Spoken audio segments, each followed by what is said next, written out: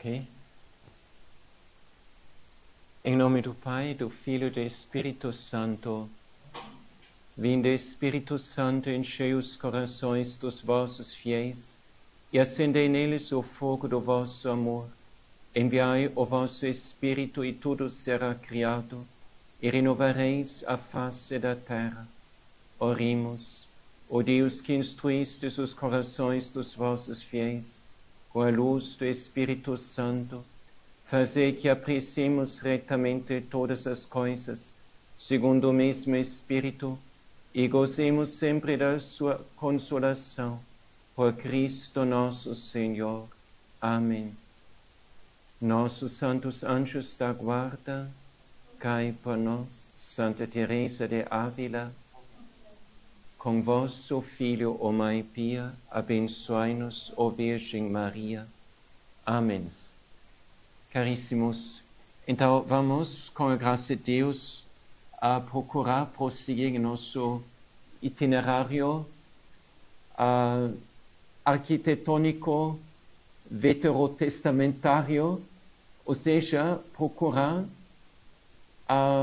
alicerces, bases, referências básicas para o trabalho da arte sacra e especialmente da arquitetura sacra no Antigo Testamento. Porque a arte sacra, porque se ocupa assim com muitos objetos ligados ao culto divino, mas um foco evidentemente, e talvez o maior foco está sempre na arquitetura sacra. Criar uma casa de Deus aqui neste mundo. Criar um lugar da presença de Deus aqui neste mundo. E isto não é simplesmente, digamos, uma ideia, uma invenção nossa, mas estamos nós aqui acolhendo um plano de Deus, um projeto de Deus. Algo que não nós inventamos, mas algo que Deus inventou, Deus criou e quer realizar junto de nós, não porque Ele precisasse, mas porque nós precisamos. Então, não Deus precisa de nós, mas nós precisamos de Deus. E o caminho em que Deus se aproxima do homem, um caminho que não nós criamos, mas um caminho que Deus cria. E este caminho passa pelo povo eleito do Antigo Testamento, e este caminho também passa por toda a história desse povo de Deus do Antigo Testamento. E se nós queremos entender em verdade a nova aliança, a vida e a obra de Jesus, a igreja, precisamos primeiro ver os alicerces, as raízes de tudo isto.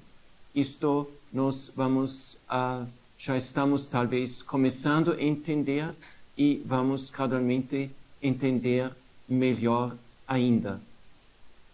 Então, há um ponto focal no Antigo Testamento, da história do Antigo Testamento, é a aliança de Deus com o seu povo no Monte de Sinaí. E o sinal visível, claro, palpável desta aliança é o quê? O sinal claro desta aliança é a instituição da tenda da aliança. E com a tenda da aliança está ligada o culto que aí se desenvolve. E esse não é um culto assim ocasional, em algum dia de festa, isto é um culto contínuo, um culto cotidiano, um culto que praticamente tem toda uma continuação assim, quase sem interrupção no tempo. E isto para significar que é exatamente a ligação, o vínculo que Deus quer estabelecer com seu povo. Não é simplesmente uma coisa assim temporária, busca Deus quando você precisar dele. Não, a vocação do ser humano é algo muito maior. Então, a vocação do ser humano é estar com Deus constantemente. Então, já Abraão, então, ele viveu na presença de Deus. Na presença de Deus, ele se tornou santo. Aquilo que Abraão viveu, assim, a nível título individual, isto agora um povo inteiro chamado a viver. Viva a minha presença e seja perfeito. Então, a tenda da aliança é primeiro grande passo na realização do grandioso projeto de Deus, que só vai terminando tudo aquilo que a gente pode ler no último livro da Bíblia, no livro do Apocalipse. Vamos para frente. Então, nós começamos a estudar a tenda da aliança, já um pouquinho sobre o seu nome, sua estrutura, seus elementos. Eu trouxe as imagens, que a gente poderia também falar sobre tudo isso sem imagens e tudo, mas Deus, ao longo da história, se quis comunicar, não apenas por palavras, Deus se quis comunicar em modo complexivo, se quis comunicar em palavras, em sinais, em modo audível, em modo visível e em modo também palpável. Então, por isso, essas imagens são muito importantes, não porque sejam perfeitas, mas porque, ao menos, nos abrem, assim, um olhar, a dimensão visual de tudo isto. Vocês, no trabalho de vocês, também têm essa grande tarefa de visibilizar a nossa fé, visibilizar a presença de Deus, assim, tão ignorada e tão desprezada neste mundo. Deus que vem ao encontro do seu povo e o homem simplesmente fica indiferente, não reage, não se importa com isso. Então, a tarefa de vocês será a visibilização da nossa fé. Então, aqui nós temos desenhos que nos mostram de várias formas, simplesmente como poderia ter sido, como a gente poderia imaginar este santuário de Deus construído no deserto por Moisés, por ordem do próprio Deus.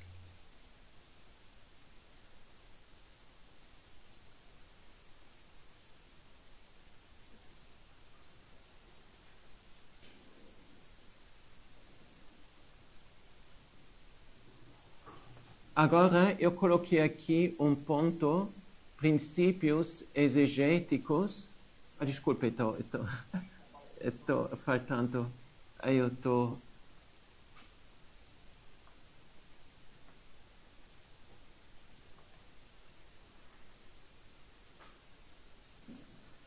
Momentinho.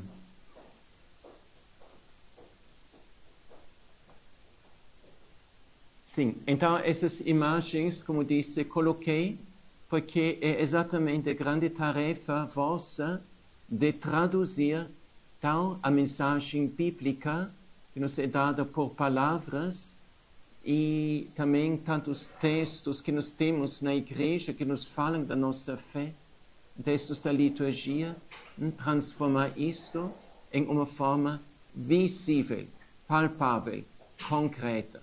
Porque Deus nos fala de exatamente não só assim pelo ouvido, mas em modo complexivo, se quer assim comunicar ao homem.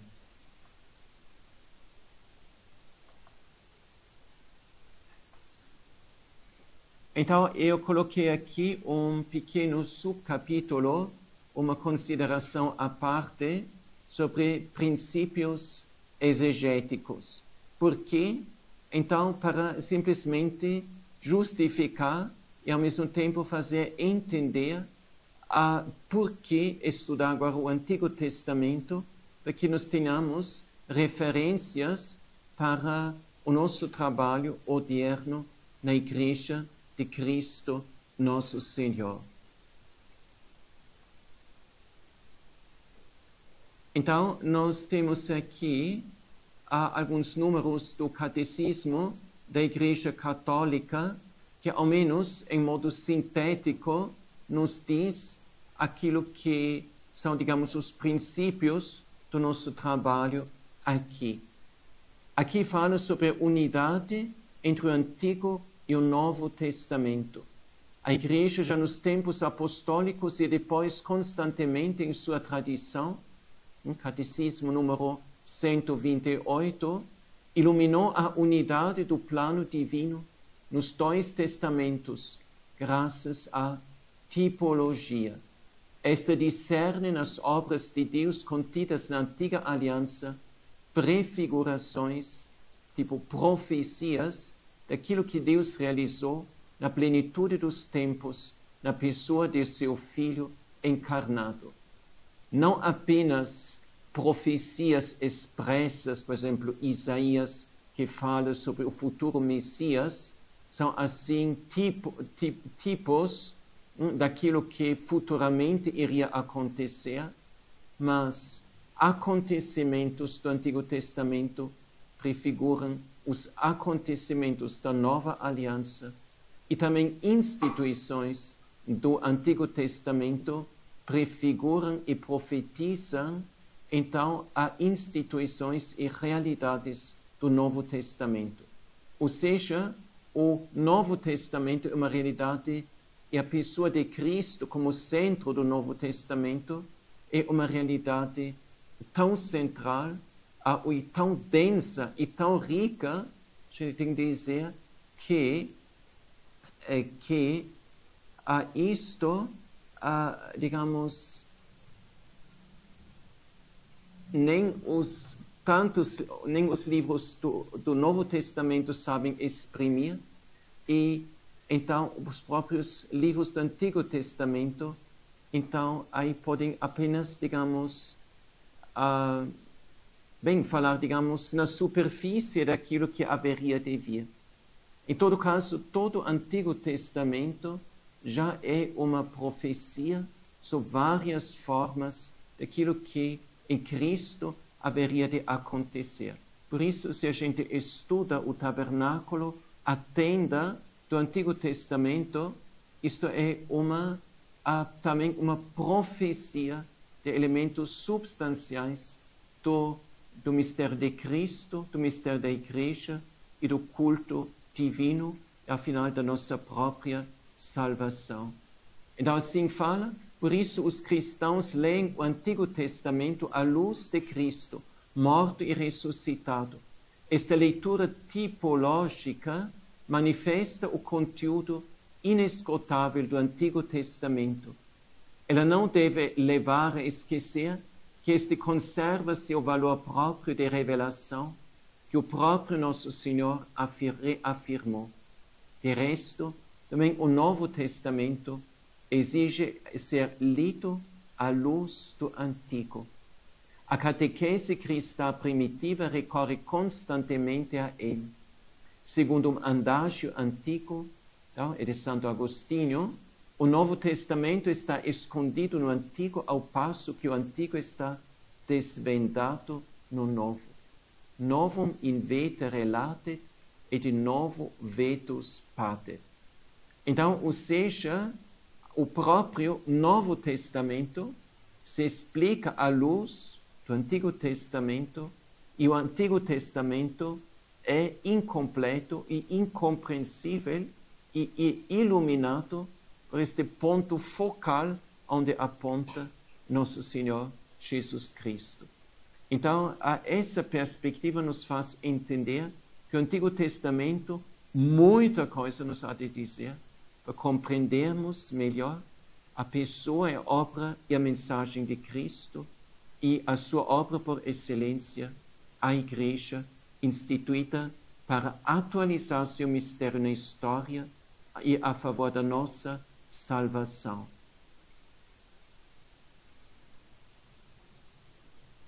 E depois, quando o catecismo fala, nesse mesmo capítulo, sobre os sentidos da Escritura, fala, segundo uma antiga tradição, podemos distinguir dois sentidos da Escritura, o sentido literal e o sentido espiritual, sendo este último subdividido em sentido alegórico, moral e anagógico. A concordância profunda entre os quatro sentidos garante toda sua riqueza à leitura viva da Escritura na Igreja.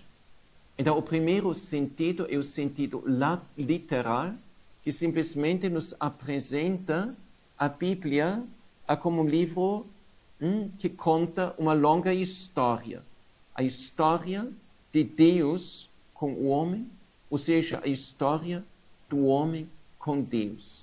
Então, toda a dimensão histórica é a dimensão literal, aquilo que a Bíblia conta diretamente. Mas, ao mesmo tempo, sabemos que aquilo que está sendo apresentado na superfície é apenas, digamos, exatamente a superfície. E atrás desta superfície se escondem outras realidades mais profundas. Sim, os mistérios de Deus, Deus não coloca os seus mistérios simplesmente assim na vitrina como de uma loja. Os mistérios de Deus são ocultos. E o homem que busca com zelo, com perseverança, com fé, com humildade, vai gradualmente desvendar e encontrar-se com estes mistérios. Então, além do sentido literal, que é o significado imediato da Bíblia, então temos o sentido espiritual. E esse é aquele que, evidentemente, aquilo que nós queremos conseguir Desculpem, eu estou aqui confuso. É porque estou mentindo. Sim, então aqui o sentido espiritual. Desculpem, estou.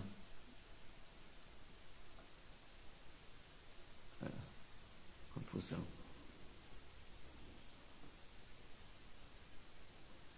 Então, ficamos assim, estávamos aqui com o sentido literal e o sentido. Então, o sentido literal, aquilo que o texto nos fala de modo imediato. E depois o sentido espiritual, então se desdobra em vários níveis, e então o sentido alegórico, a gente deve usar esse termo em modo correto, porque não fala em modo assim geral disto, mas pensa, antes a gente poderia dizer o sentido cristológico.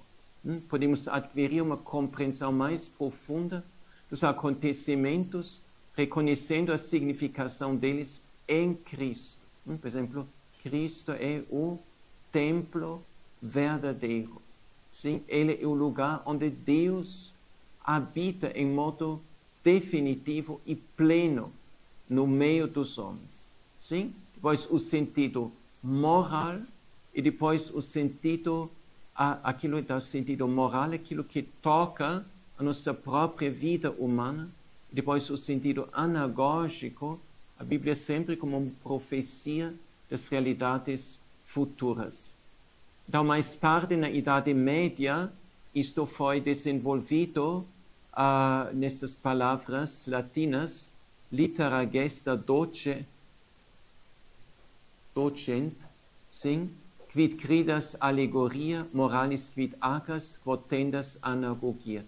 A letra ensina o que aconteceu, a alegoria o que deves crer, a moral o que deves fazer, a anagogia onde deves caminhar. Eu não quero me aprofundar agora nisto, mas é importante conhecer esse horizonte para entendermos melhor o caminho que aqui estamos seguindo. senão falta-nos a referência e o fundamento para isto. Então, também não vou agora aprofundar este quadro aqui. Isto é uma exposição um pouquinho mais ampla e mais complexa dos sentidos da Sagrada Escritura e dos diversos níveis interpretativos exegéticos da Bíblia, como os padres da Igreja desenvolveram. A gente fica realmente impressionado com a profundidade da reflexão dos padres da Igreja, e isso depois a teologia da Idade Média vai herdar e talvez ainda sistematizar em um outro ponto, mas a gente fica realmente muito impressionado. E onde se mostra que toda a mensagem da Bíblia realmente é um texto que a gente lê primeiro no seu significado literal e depois, gradualmente, na meditação, na oração e na conversão do nosso coração e da nossa vida, a gente vai penetrando nesta mensagem. Então, isto é o caminho da Igreja, ao longo dos tempos, da que ela vai penetrando na mensagem do texto sacro, passo após passo. E as obras que a gente hoje admira, tal de arquitetura cristã e tudo, são obras que nasceram dessa longa meditação assim sobre os mistérios cristãos, não só dos evangelhos, mas de toda a Bíblia, inclusive do Antigo Testamento. A gente visita essas basílicas antigas e tudo, então a gente vê quantas cenas aí do Antigo Testamento estão aí presentes, como profecias daquilo que nos será dado em Cristo. Vamos voltar para o tema principal que agora tratamos. Então, a tenda da aliança. A gente tem vários nomes, isso nós já falamos última vez. Então, estes nomes simplesmente descrevem o significado, o objetivo daquilo que Deus quis realizar através dessa tenda da aliança. Não é simplesmente um lugar de oração, um lugar de culto, mas é a expressão clara, nítida, sim, de um Deus que quer convidar e conduzir o homem a uma comunhão, e uma comunhão mais e mais íntima e mais constante com Ele. Por isso, nesta tenda, sim, tinha várias funções que deviam se realizar continuamente, sem interrupção. Porque o amor de Deus, a graça de Deus, a união que Deus nos oferece, não é uma coisa pontual, de vez em quando, mas é uma realidade contínua, constante. Então, nós já olhamos a vários elementos. Então, a delimitação externa dessa tenda. Então, é um lugar separado, porque é lugar sagrado. Separado de um mundo profano. Então, a consciência, sim, daquilo que é sagrado. Algo que a gente precisa recuperar de novo hoje também. E também as nossas igrejas não são lugares que a gente entra de qualquer modo e também não lugares onde a gente entra de qualquer parte. A gente falamos também que tem todo um caminho onde a gente vai entrar. A gente entra não por qualquer lado, a gente entra pelo centro, porque aqui se abre um caminho. Este caminho se abre pelo altar dos holocaustos e dos sacrifícios. Depois o pátio externo, com então esta grande bacia de bronze.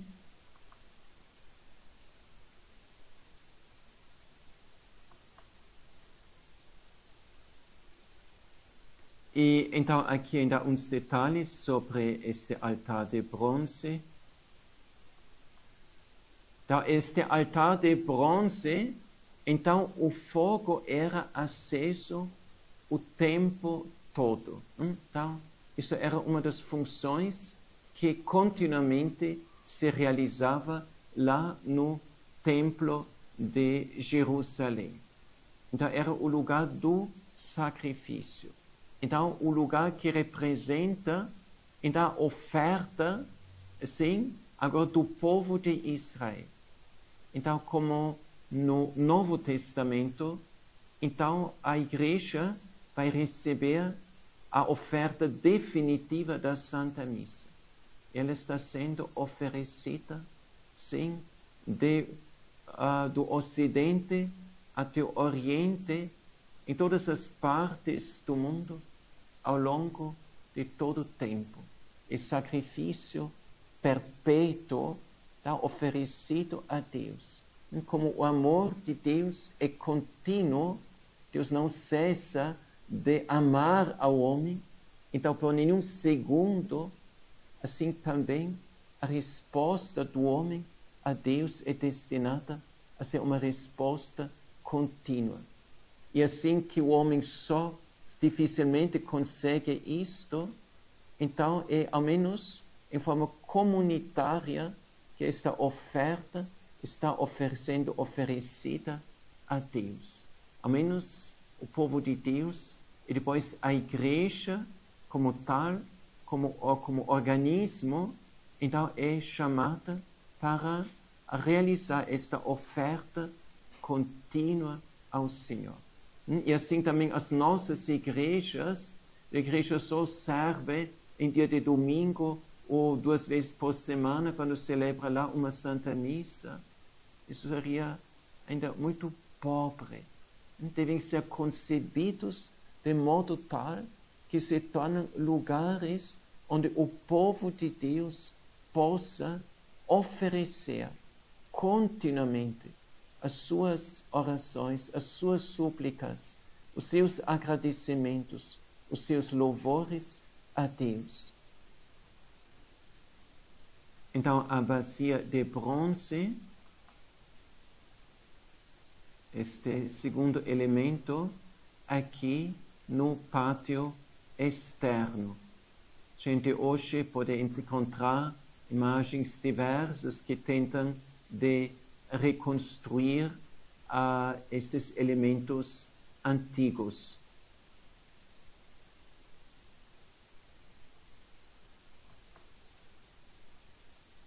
Está aqui uma reprodução desta bacia de bronze, e esta servia qual é a sua função? Ali os sacerdotes se precisavam purificar antes de entrarem no santuário. Então isso mostra, ao menos um aspecto da pureza cultural. A gente não pode, de qualquer forma, apresentar-se perante Deus. Então o sacerdote precisa ser puro.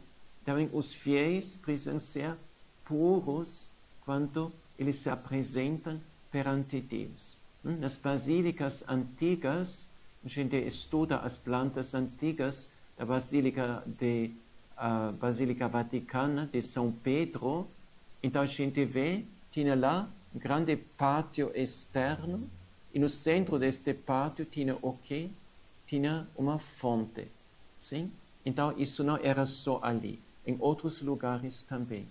Então os cristãos, então mesmo antes de rezarem, eles lavaram as suas mãos.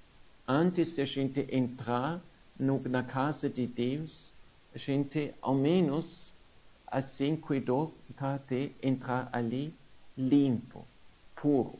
Agora, a pia de água benta na entrada da igreja já mostra a purificação espiritual de que a gente precisa para poder se aproximar e apresentar perante Deus.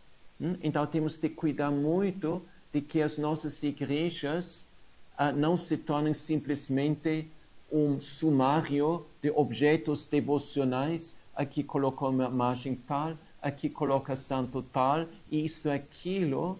É questão de a gente realmente entender quais são os princípios básicos, os eixos da nossa própria, digamos, não só espiritualidade, mas das verdades da nossa fé, do nosso caminho de redenção e que se encarna na liturgia cristã. E depois a entrada na tenda e no tabernáculo. No final, nós temos aqui 3 entradas. 3 entradas. Então, a primeira entrada é aqui, para entrar no recinto sagrado. Depois, a segunda entrada é aqui, esta, que faz entrar na tenda. E a terceira entrada, a cortina, que vai ser para entrar no Santo dos Santos. Então, isto não é aleatório. Tudo isso tem um significado. É pedagógico.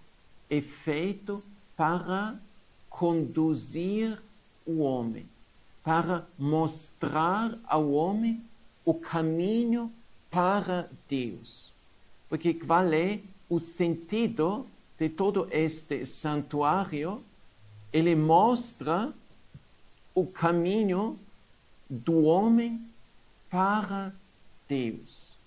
O povo aqui, este santuário não está no deserto, claro, está no deserto, mas em torno desse santuário, então, os israelitas se acampavam com as suas tendas.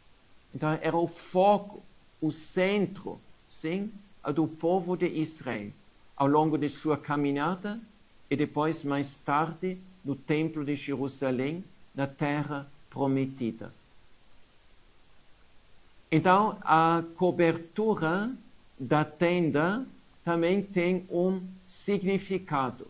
Então, esta tenda foi coberta, está construída com estas colunas e toda uma estrutura interna que no livro do Êxodo a gente pode estudar mais aprofundadamente. E então tinha todas estas cortinas ou coberturas em cima. E cada uma delas tinha uma característica específica. Então, se a gente quer se aprofundar, pode ver o significado de cada uma dessas coberturas. Então, a cobertura mais externa tinha que significado? Era a camada destinada a proteger, evidentemente, o tabernáculo das intempéries do deserto. Devia ser muito, assim, bem robusto e prático. Depois a gente pode, bem, agora não vamos ter tempo de penetrar em todo o significado dessas cobertas, mas, afinal, vai mostrar como o mistério da presença de Deus no meio dos homens se envolve dentro de um invólucro assim muito denso, e assim o mistério de Deus não é simplesmente aberto para todos. Afinal, essas coberturas da tenda vão significar o quê? Vão significar o mistério da humanidade de Cristo. Sim? O número 4, o número da terra, da criação. Deus se envolve no meio de realidades terrenas, então, e aí se esconde e ao mesmo tempo ali se revela. Então, as coisas mais preciosas, nós vimos também em outros lugares na Bíblia, são as coisas mais ocultas. Então, por isso também, por exemplo, na arquitetura sacra, a gente não pode colocar as coisas mais preciosas logo visível para todo mundo. Não. As basílicas antigas, a gente vê, para entrar lá, a gente percorre todo um caminho. Primeiro um caminho para chegar até lá, Basílica São Pedro, tem a longa via de conciliação em frente. A gente caminha, caminha, caminha. Depois tem a grande praça de São Pedro, caminha de novo. Depois toda esta rampa que sobe, caminha de novo. E depois entra. E de novo a basílica é em forma de nave longa, caminha de novo. Então o acesso a Deus não é uma coisa fácil, imediata, rápida. Deus vai ao encontro do homem, mas o homem encontra Deus só enquanto o homem caminha ao encontro dele. Então o homem nunca se pode dispensar do seu próprio esforço, porque este esforço é a nossa procura de Deus, a nossa conversão, a nossa busca incessante dele. E assim a arquitetura sacra tem de ajudar ao homem, sim, de orientar-se neste modo. Então, estas igrejas onde a gente da estrada já entra assim, lugar assim mais sagrado e tudo, isso não funciona. Isso é quase uma dessacralização das coisas sagradas. Jesus mesmo fala, não lançar as pérolas perante os porcos. Deus se quer comunicar ao homem, mas se comunica àqueles que têm um coração humilde, um coração pobre, e um coração capaz de realmente acolher a Ele. E agora, sim? Melhor no final, sim? Então, agora o interior da tenda. Isto é aquilo que, claro, mais nos interessa. Mas também aqui na estrutura você já vê. Então, a tenda mesma não está colocada simplesmente só no deserto. Então, tem este átrio em frente. Cada igreja verdadeira precisa também um espaço em frente que prepara as pessoas para se orientar para a entrada da igreja e para entrar na própria igreja. Então, aqui nós vemos o interior da tenda com os vários objetos que estão ali guardados.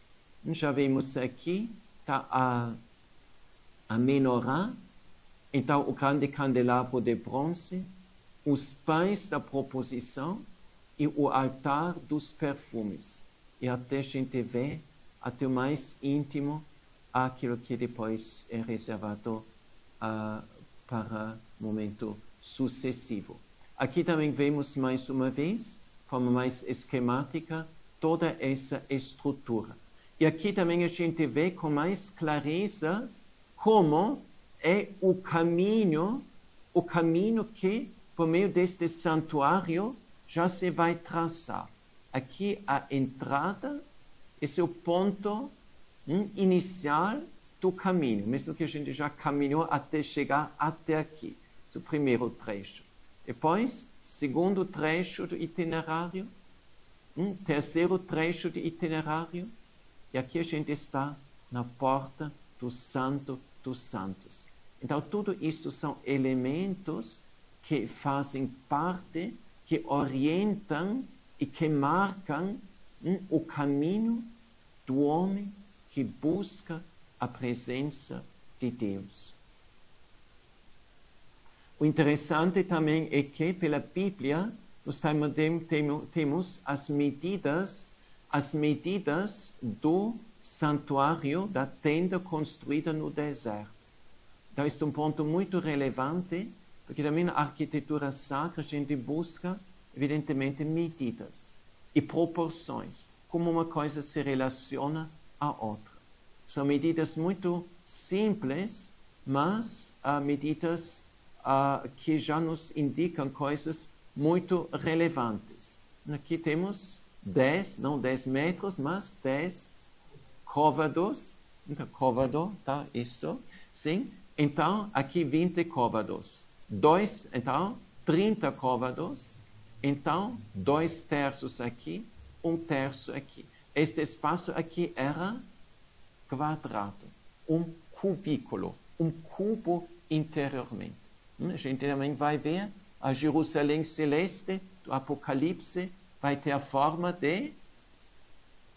vai ter uma planta quadrada e também a altura da cidade igual a quê? Assim, então, forma um cubo. A criação, então, levada pela graça de Deus à sua consumação.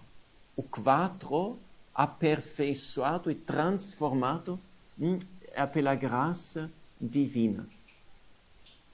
Então, esses são os objetos que ali temos. E aqui achei ainda uma imagem que pode dar uma ideia um pouquinho mais realista, impactante do interior da tenda da aliança. Então, vem assim os detalhes das cortinas, sim, da cobertura em cima, das colunas de madeira dourada, tudo isso. Então, o candelabro e os pães da proposição. Então, eu já pensei, se hoje a gente tem recursos assim tão bons no computador, seria um trabalho muito lindo de a gente fazer uma reconstrução no próprio computador tridimensional do templo, no caso da tenda da antiga aliança. Colocar os objetos lá dentro e tudo, e depois pode criar fotos em cada perspectiva, com cada iluminação e tudo. Porque através de tudo isto, Deus se revela. E nós homens temos tanta dificuldade de chegar até Deus.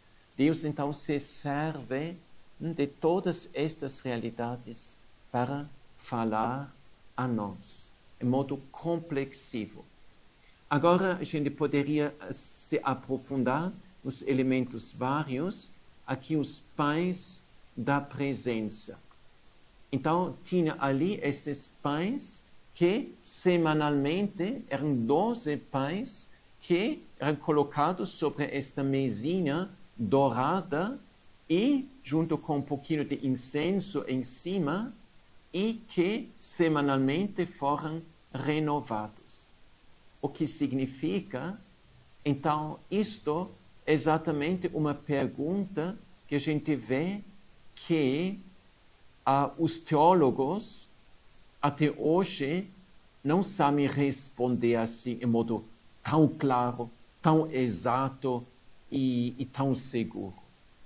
Isso tudo são mistérios. Porque eram mistérios, então eram mistérios sagrados, não eram revelados o sentido de tudo isto a todo mundo, mas só alguns, sobretudo os sacerdotes. Então, estes pães da presença, então, significavam o quê? Hoje tem estudiosos que pesquisam um tanto de fontes, um tanto de fragmentos, alusões de textos assim, escritos antigos. Então, estes pães de presença, por um lado, provavelmente significam uma oferenda que o povo de Deus fez a Deus. Sim? Mas, no outro lado, significa o alimento que Deus mesmo oferece ao seu povo. Eram 12 pães. Para significar o quê? a providência de Deus em relação ao seu povo. O povo de Israel, que se constitui em 12 tribos. 12 tribos que como depois Jesus vai escolher 12 apóstolos para constituir o povo da nova, então os alicerces, os chefes, sim, do novo povo da aliança. Então, mostra a providência divina a favor do seu povo, que não deixa faltar alimento, que não deixa o homem sem apoio, sustento, enquanto o homem mantém-se fiel ao seu Senhor. Então, o povo trazia estes pães e Deus, ao mesmo tempo, quis mostrar que Ele não deixa faltar o pão para o seu povo. Então, se nós contemplamos o mistério eucarístico, nós oferecemos, sim, a humilde oferta nossa no altar. O que Deus nos oferece em contracâmbio a isto, sim, o alimento celeste. Então, por serem no santuário, o santuário é o lugar da presença de Deus. Então, estes pães estavam sempre, constantemente, no lugar onde Deus está presente, participam assim, recebem, de qualquer modo a gente pode dizer, absorvem da santidade de Deus. E eram os sacerdotes que se alimentavam destes pães, para eles sejam santificados por estes, para que eles possam, em modo adequado, desenvolver o seu serviço perante Deus. Isso são dimensões que hoje a gente muitas vezes ou não se importa com isto, descarta isto, ou mesmo não entende isto. Mas são realidades verdadeiras. Jesus fala no Evangelho, o reino de Deus é como um fermento.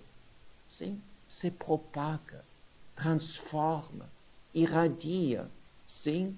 Então, e assim também os mistérios de Deus. Não é assim algo que deixa o homem assim indiferente. Onde o homem se abre, ele recebe. Todos que tocavam em Jesus notavam, tocavam com fé. Então, dele saía uma força que a todos curava. Então, em qualquer modo, uma prefigura do mistério da Santíssima Eucaristia, porque o Novo Testamento, a Igreja toda vai ser um povo sacerdotal, aquilo que era apenas prefigurado no Antigo Testamento. Depois, o altar do incenso, que está no centro, em frente, diretamente da entrada do Santo dos Santos, e onde se oferecia cotidianamente sacrifício do incenso. Então, os estudiosos interpretam isto como exatamente a oração que sobe até Deus, sim, e no outro lugar também o incenso também tem uma função de purificação, e o incenso, bem, aqui não é assim muito nitidamente representado, então, mas o incenso, se ele é aplicado assim de forma mais apropriada, ela vai encher todo o espaço. Então, já não é espaço simplesmente terreno, mas é espaço purificado, santificado, para que ali o homem possa ir ao encontro de Deus e Deus ali possa se apresentar, possa se manifestar ao homem. Então, isto é uma representação talvez um pouquinho limitada assim, do altar do incenso. Porque, de fato, deveria ter formado toda uma nuvem de incenso a encher este espaço. E depois o candelabro de ouro, a menorá. Então aqui a gente tem um tipo de reprodução que é um dos elementos mais conhecidos do interior do templo. E a gente vê numerosíssimas representações dela, praticamente um símbolo com que os judeus identificam a sua religião, a sua cultura e toda a sua missão aqui neste mundo. Então era um candelabro enorme, feito todo de ouro, e ele era aceso constantemente. Então, este outro elemento dentro do tabernáculo de algo que constantemente era, digamos, em ação. Então, devia, sim, iluminar constantemente o interior do santuário. E era azeite puro que alimentava este candelabro. Então, o azeite é o símbolo da unção. Então, o Messias vai ser ungido do Senhor. Então, ele vai ser a luz que vai iluminar o mundo inteiro. Ele é aquele que é ungido pelo Espírito, que desce sobre ele e permanece sobre ele com os seus 7 dons. Em virtude da força do Espírito Santo, então Jesus realiza a sua missão terrena. Daqui se abre todo um horizonte muito amplo que nos faz entender, de qualquer forma, o conteúdo profético deste candelabro. Depois tem vínculos com outros textos bíblicos, por exemplo, com Zacarias, onde a gente já vê um desdobramento ulterior disso. Então, os sacerdotes, só os sacerdotes podiam entrar nesta primeira parte do santuário. E eles, cotidianamente, tinham de renovar o óleo para estas lâmpadas.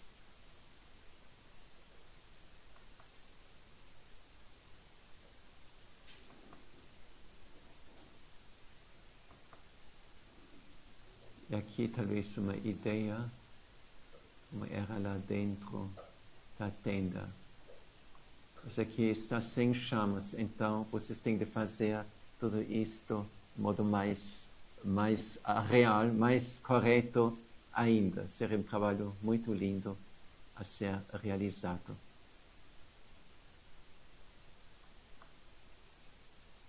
Depois, no santuário, serviram os levitas, os sacerdotes e o sumo sacerdote.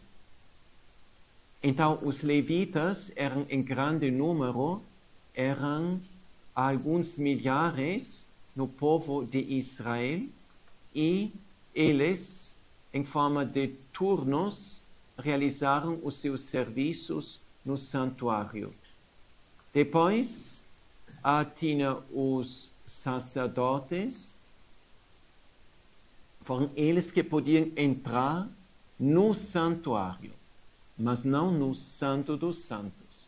Os levitas que atuaram fora também tinham a tarefa de servir aos próprios sacerdotes, praticamente uma prefigura daquilo que hoje é o diácono. E assistir aos sacerdotes nos seus serviços, e também instruir e orientar o povo de Deus, tal assim na observância da lei e na orientação como participar devidamente do culto divino. Aqui o sacerdote, então, que realizou as funções dentro do santuário, então, a cuidar dos pães da proposição, do sacrifício do incenso, da lâmpada no santuário, e oferecer os sacrifícios fora do templo. Então, o altar em frente do templo, então todo o povo de Deus trouxe para lá os seus sacrifícios que ali foram queimados. Por isso, o fogo contínuo, e sempre, pessoas chegando para ali oferecer os seus sacrifícios. E depois, o sumo sacerdote, ele é a figura peculiar, assim, no povo de Israel, porque enquanto os levitas eram numerosíssimos, eles também tinham a tarefa, por exemplo, o povo de Deus estava no caminho do deserto, e sempre montar e desmontar, e também carregar, assim, todas as peças da tenda da aliança. Então, um grande trabalho. Agora, os sacerdotes eram numerosos, menos do que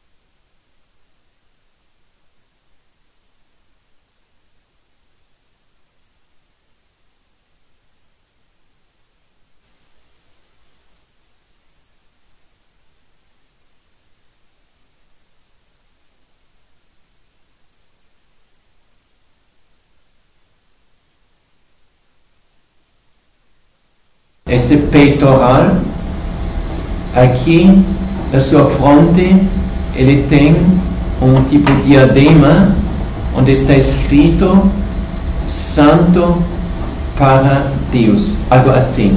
Então, isso já mostra a sua, não somente a sua eleição, mas a sua função de realmente estar aqui com toda a sua pessoa, todo o seu ser para Deus. E depois, então, com as suas vestes, também pode encontrar significados vários, mas o assim mais interessante é exatamente esse peitoral, exatamente o elemento central de todo o seu vestuário, que tem estas 12 pedras aqui, que a Bíblia também identifica e que também, claro, tem cada um o seu significado. E aquilo que é importante, porque são 12, porque aqui estão representados os 12 tribos de Israel. Então, o sumo sacerdote representa perante Deus e na presença de Deus o próprio povo de Israel. Cada pedra representa dos tribos de Israel. Junto em cada uma das pedras está inciso o nome de dos 12 tribos de Israel. E então aqui a gente vê a atribuição dessas pedras para cada dos 12 tribos de Israel. Então, quando o sumo sacerdote se vai apresentar perante Deus, ele ali se apresenta em nome do seu povo e a favor do seu povo. Como depois também representa Deus perante o seu povo, quando ele vai sair do santuário.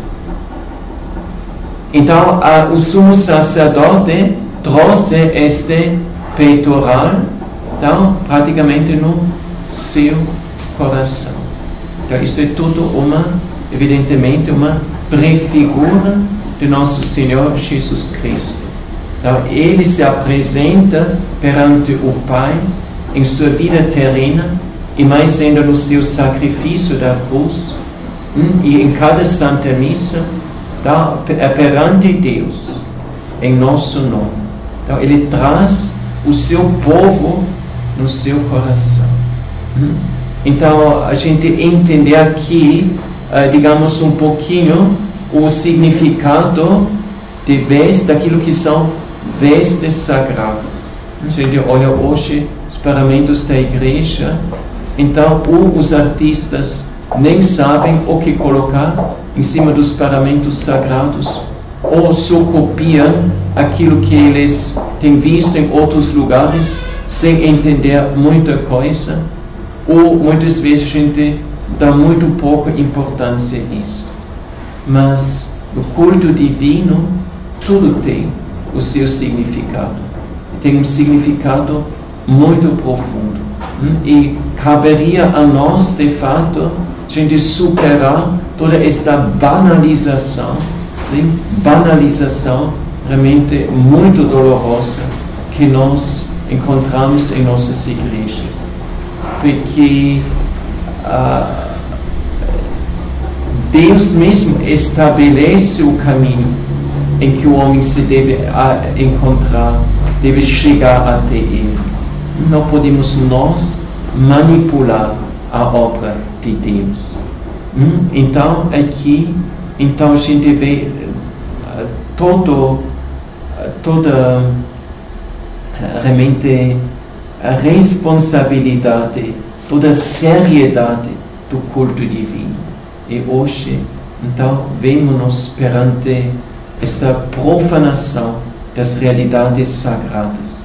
Então, se a gente quer fazer arquitetura sacra, precisamos de novo ser pessoas que mergulham mesmo na oração, uma busca sincera, em estudo perseverante nessas realidades, porque não somos nós mais pessoas ainda a banalizar as coisas sagradas, mas elevá-los em sua dignidade perante o olhar do povo de Deus. Depois, as cortinas da tenda também tinham todo um significado amplo. Então já vimos uma vez essa imagem. Então essa cortina é a barreira, digamos, a separação entre o espaço que é o espaço sagrado, o espaço do Santo dos Santos. Então essa cortina sim tinha uma função muito importante. Era o lugar da passagem. Esta passagem que só o sumo sacerdote podia fazer, e podia fazer uma vez no ano, no dia da reconciliação, no dia da expiação, no dia da reconciliação, onde está feito, onde acontece o quê? Que tipo da renovação da aliança com Deus. Então, os pecados são expiados para que o vínculo entre Deus e a criatura possa, digamos, florescer em forma mais plena possível. Cada pecado é uma infidelidade à aliança. Cada pecado enfraquece a aliança.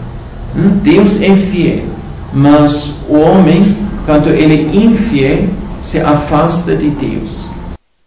Interrompe o fluxo da graça, da vida divina que vem de Deus e da oração que o homem quer elevar até Deus. Então, e essa cortina é exatamente aquela, sim, de que se diz que Nossa Senhora estava tecendo nessa cortina, nos fios, ou fiando os fios dessa cortina, quando São Gabriel anunciou ela. Isso não está na Bíblia, mas é um texto apócrifo, mas tem ligações a realidades que não excluem essa possibilidade. Depois, é essa mesma cortina, porque Herodes construiu, fez uma grande reforma do templo. Então, para esta reforma do templo, foi feita uma nova cortina. Então, e foi esta a cortina que rasgou quando, claro, aqui estamos na tenda, pois tudo isto se transpõe para o templo de Jerusalém em forma monumental.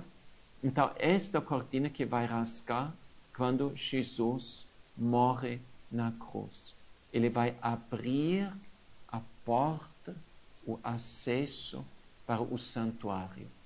Porque o santuário, sim, então, nos dá acesso ao Santo dos Santos. O Santo dos Santos, afinal, é uma representação do céu, sim, da moradia de Deus, do lugar da própria presença de Deus. Aqui várias representações dessa tenda, onde tem várias formas de reconstrução. Então, parece que era tecido de 4 tecidos, 4 fios diferentes, de 4 cores diferentes. Então, representando os elementos da criação. Toda a criação, a gente estuda isto mais a fundo, está presente no santuário. Todo santuário é um microcosmos onde Deus habita no meio do seu povo. Quer mostrar que Ele quer habitar dentro daquela criação que Ele mesmo tem feito. Mas Ele quer fazer isto, não se impondo ao homem, mas Ele quer fazer isto com o consentimento, aceitação livre por parte do homem.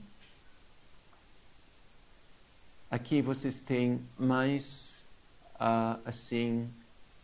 desenhos para explicar o interior do santuário e assim também da cortina que separava o santuário do Santo dos Santos.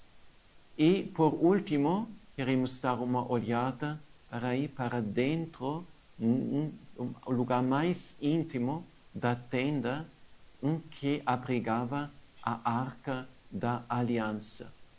Então, não sei se então, essa imagem anterior, penso, não representa tão fielmente o santuário, mas só olhando digamos, o foco de tudo, sim, da tenda no meio do povo, depois a própria a tenda, depois o interior da tenda, mas tudo converge para este lugar aqui dentro. Então, aqui mais uma vez, a cortina. Interessante também, vocês veem nestas cortinas, então sempre as asas dos, sim, então, eles que vigiam todo lugar sagrado. Por favor, isto não é simplesmente um ornamento, isto é uma representação visual de uma realidade invisível, espiritual. Aqui temos uma representação medieval da Arca da Aliança.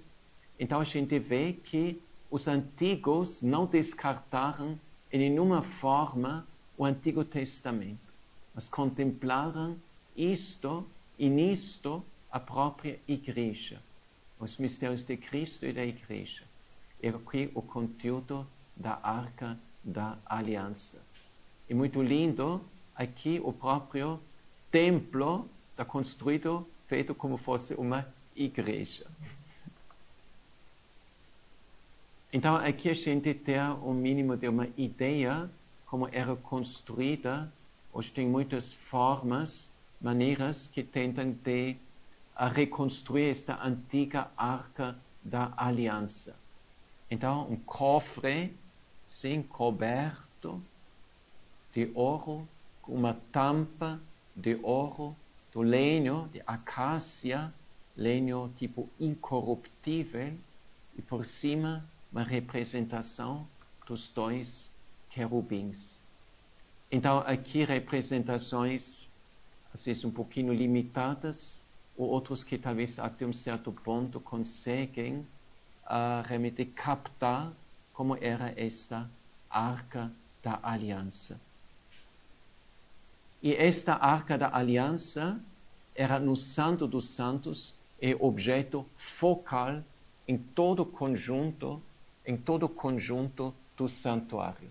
Todo o santuário era em função dessa mesma Arca da Aliança, porque não era só em virtude daquilo que era dentro desta Arca da Aliança, mas sobretudo que acontecia junto àquela Arca da Aliança.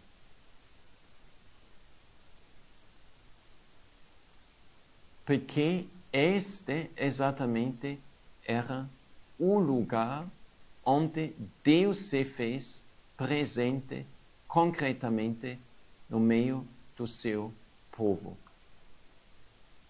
Então, aqui uma representação muito linda, onde a gente, sobretudo, vê a posição dos dois querubins, feitos também de ouro, que se colocavam aqui em cima.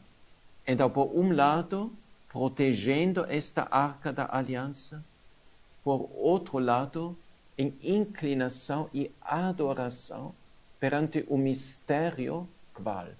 Mistério qual? Aquilo que vamos ver logo em seguida. Aqui ainda uma imagem que dá uma ideia sobre o conteúdo da Arca da Aliança em 3 objetos. Então, a vara de Arão, que milagrosamente começou a florescer, mostrando a sua eleição, as tábuas da lei, sim, com os 10 mandamentos, e o recipiente com o maná no deserto. Então, 3 símbolos essenciais que identificam a aliança de Deus com o seu povo. E depois, esta Arca da Aliança coberta por aquilo que era chamado o caporet, o propiciatório. Então, e este propiciatório era uma tampa de puro ouro. Então, simplesmente essa tampa aqui, que está aqui por cima. Então, e esta tampa era identificada não simplesmente por parte dos homens, mas pelo próprio Senhor. Então, como o lugar onde praticamente Deus tocava o chão dessa terra. Essa era como o escabelo do trono de Deus. Então, os querubins eram como que o trono de Deus. No livro do profeta Ezequiel, então, nos primeiros capítulos, a gente vai ver 4 querubins que carregam o trono de Deus. Aí eles movem o trono de Deus. Aqui o trono de Deus é estável. Então, Deus, como a gente lê nos Salmos, está assentado, claro, em modo figurativo, mas ao mesmo tempo verdadeiro, Deus está assentado sobre os querubins. Então, isto é o lugar onde, se a gente fala em termos humanos, Deus toca, sim, com a ponta dos seus dedos, o chão dessa terra. É o lugar onde Deus se manifesta, sim, ao homem. O homem é, no caso, o sumo sacerdote que ali entra. Então, quando Moisés entrava no templo, não era só fazer uma oração. É o lugar do encontro com Deus. Hoje, para nós, isso são tudo coisas, assim, digamos, conteúdos que a gente, conceitos muito vazios. O Antigo Testamento mostra quem é Deus. Nós precisamos hoje, dia São Miguel, de novo entender quem é Deus. E quem é como Deus. Ninguém é como Deus. Sim? O lugar da presença de Deus. E assim pairava sobre o lugar, a nuvem da glória de Deus. Então, ninguém podia ver a Deus, mas Deus manifestava a sua presença neste lugar, esta coluna de fogo que marcava esse lugar onde estava a tenda com o Santo dos Santos. Esta coluna era visível para todos. Mas o encontro íntimo, pessoal com Deus, dentro da tenda, era reservado só àquele representante, sim, entre o povo, o sumo sacerdote, onde ele podia entrar no Santo dos Santos. E antes dele ainda Moisés. Então, esta nuvem da glória, ou esta coluna de fogo, dá o sinal visível da presença de Deus no meio dos céus, da fidelidade de Deus a favor e junto ao seu povo. Então, esses são tudo, digamos, desenhos, imagens, mas que podem ser ao menos uma ajuda para nós, para a gente ter um mínimo de ideia sobre a realidade impactante que a Bíblia aí nos vai contando. E para entendermos à luz de tudo isto, também a nossa própria vida e vocação cristã. Então, se Deus mostrava-se aqui pela nuvem da glória, tal que sempre acompanhava o povo de Deus, aqui o fogo incessantemente aceso, era dentro do santuário, aqui em cima dos querubins, que Deus milagrosamente ou misteriosamente se manifestava. E onde Moisés conversava de face em face com Deus Altíssimo. E a gente também sabe, quando Moisés saía, sim, do seu encontro com Deus, a sua luz, o seu rosto era todo transfigurado, transformado. Então não é assim, a gente fala com Deus e vai embora. Nada disso. E digamos, a gente vê hoje toda a banalização da nossa religião. Nós perdemos, assim, as noções mais básicas daquilo que é religião, daquilo que é Deus, daquilo que é criatura e tudo.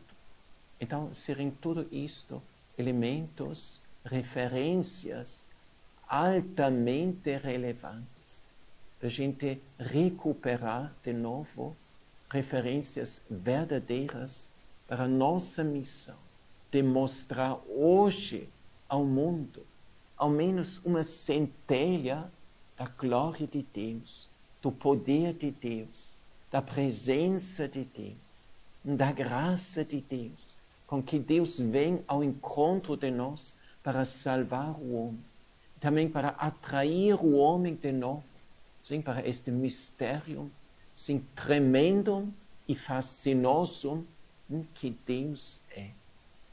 Louvado seja nosso Senhor Jesus Cristo.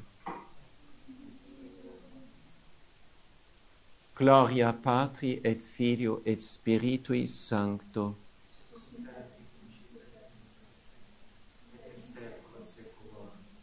Amen.